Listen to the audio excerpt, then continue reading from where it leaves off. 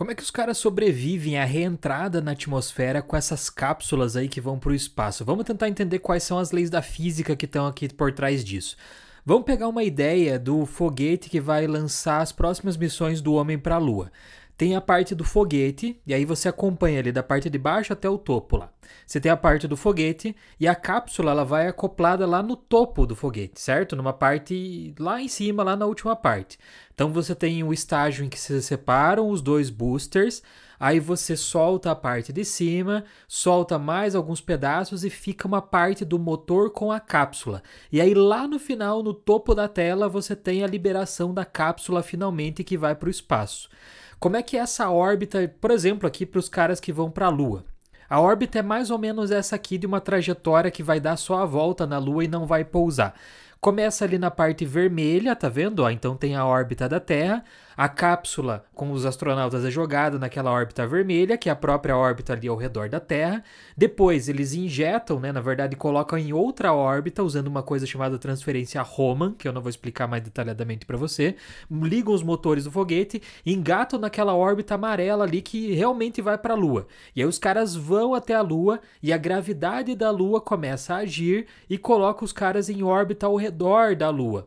E aí, se eles quiserem voltar para a Terra, eles precisam ligar de volta os motores ali para ser colocado numa órbita lunar que depois vai cair na órbita azul e vai retornar para a Terra e vai ter a reentrada na atmosfera.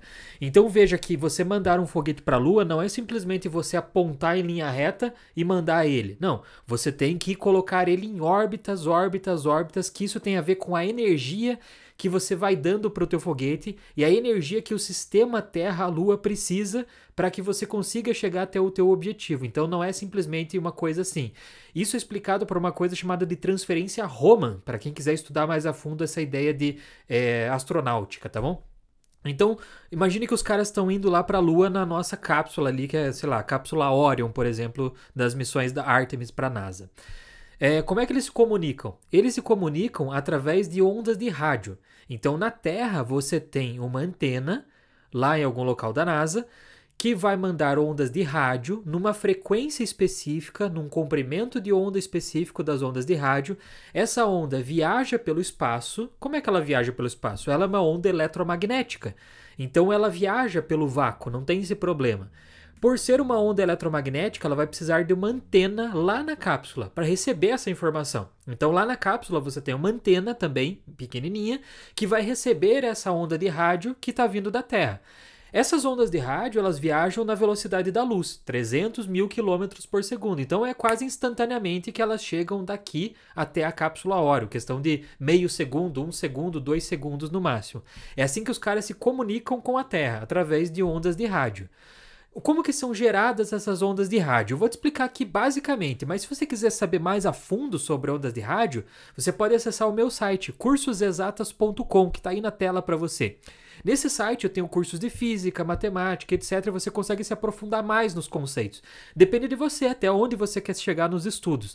São cursos mais baratos que uma pizza e você só paga uma vez. Ele é vitalício, você compra uma vez e ele é teu para sempre. Beleza? Então, como é que você acessa esse site? cursosexatas.com ou aqui na descrição do vídeo ou no primeiro comentário fixado, beleza? Então tá, vamos explicar aqui simplificadamente como que funciona a onda de rádio. Bom, você tem elétrons ao redor dos núcleos atômicos, certo? Como que você gera ondas de rádio? A onda de rádio não é só a onda que vai lá para a espaçonave. Por exemplo, onda de rádio que você ligava antigamente no rádio da tua casa, ou onda para se comunicar mesmo. Como é que elas são geradas? Você tem uma antena e nessa antena você faz um equipamento que vai fazer cargas elétricas ficarem oscilando na antena. Então, elétron vai e volta, vai e volta, vai e volta, vai e volta.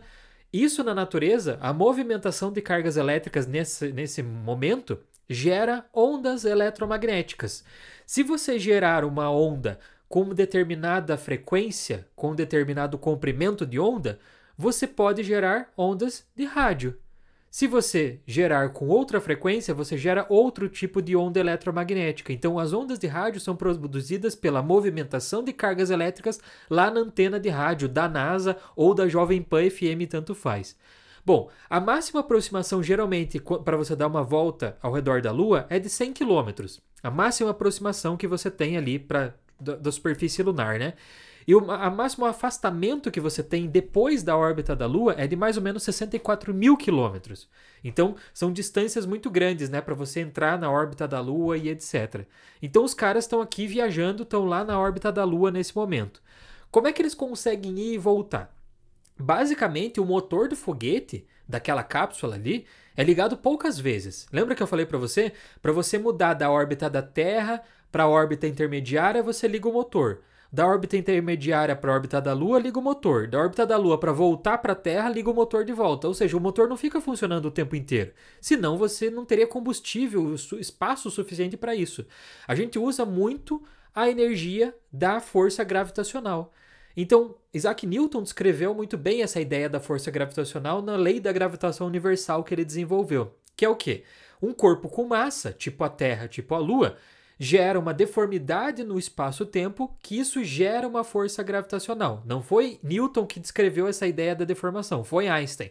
Mas Newton sabia que um corpo com muita massa gerava uma força gravitacional.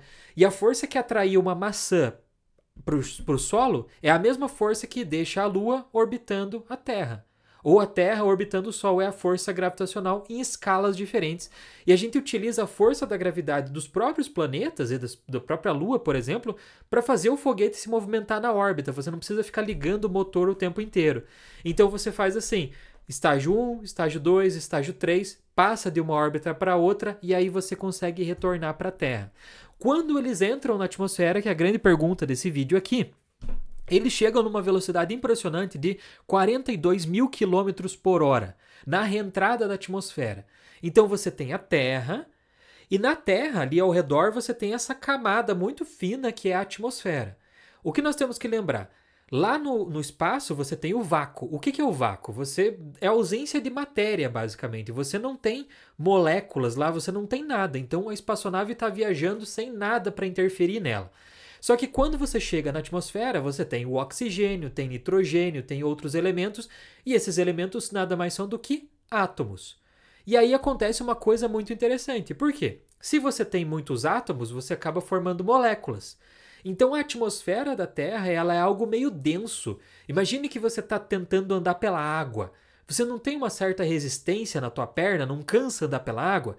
Uma espaçonave passando pela atmosfera da Terra também tem essa dificuldade de passar. Por quê? Porque você tem átomos, moléculas ali que estão interferindo no teu funcionamento. O que acontece? Quando o cara entra na atmosfera, né, ele reentra na atmosfera, a espaçonave acaba tendo contato com essas moléculas. E esse contato gera uma coisa que na física nós chamamos de atrito. Se você tem atrito da parte da espaçonave ali com essa atmosfera, com essas moléculas que você não está vendo, mas estão ali, você tem o atrito tão forte, tão forte, tão forte, ó. Se você atritar a tua mão, o que acontece, ó? Começa a esquentar, tá vendo, ó? Começa a esquentar, esquentar, esquentar. O que acontece com a cápsula? A mesma coisa. Só que ali o atrito é tão grande, mas tão grande, mas tão grande, que a temperatura chega a elevar os átomos ali ao nível de plasma. Então você tem uma temperatura tão grande, mas tão grande, que você não conseguiria sobreviver. Então aqui você tem uma imagem, uma foto de uma cápsula reentrando na atmosfera. Os astronautas estão ali dentro. Os astronautas dizem que você consegue ver o plasma passando pelas janelas da espaçonave, da cápsula, quando você está reentrando. Tudo isso vem do atrito que essa cápsula está tendo com a atmosfera. Lá na Lua e no espaço você não tinha esse atrito porque não tinha átomos lá. Mas aqui você tem na reentrada da atmosfera. E como é que os caras sobrevivem? Ao redor da espaçonave, da cápsula, são colocados esses tijolos aqui, como se fosse uma cerâmica, né? Um material cerâmico, que ele resiste muito bem a essa temperatura alta. E eles são colocados cada um em um ponto específico, cada um tem um formato diferente, cada um tem que ficar numa posição diferente. Isso aqui é o que ia, por exemplo, na barriga do ônibus espacial. O ônibus espacial, ele entrava de barriga na atmosfera, né? E aqui embaixo você tinha essa proteção contra o plasma. Na cápsula você não tem um ângulo de ataque exato, então ela vem de qualquer maneira, mas ela vem numa parte específica. E aí você coloca esse material cerâmico ao redor de toda a tua cápsula, que ele vai proteger contra a entrada desse plasma.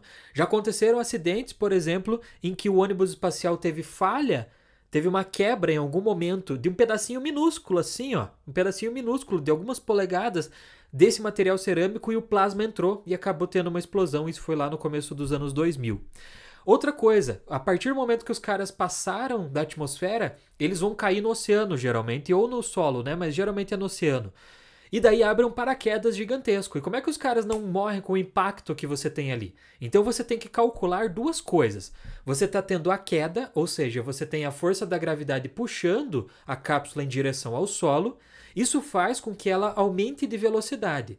E aí você abre o paraquedas para equilibrar essas forças. Então você tem uma força puxando e você abre o paraquedas em determinado momento para que tenha uma força contrária, né, de arrasto do paraquedas que equilibre a força da queda com a força que está sendo para cima. E aí você equilibra a velocidade e chega numa coisa que nós chamamos de velocidade terminal, onde não tem variação mais da aceleração da gravidade. E aí a cápsula vai caindo, caindo, caindo, caindo lentamente até chegar no oceano. Várias ideias da física que estão, né, por trás dessa ideia da reentrada na atmosfera. Beleza? Então, se você puder acessar o meu site cursosexatas.com para ser o meu aluno, ou se você quiser curtir o vídeo, você já vai me ajudar muito. Beleza? Então, muito obrigado e até a próxima.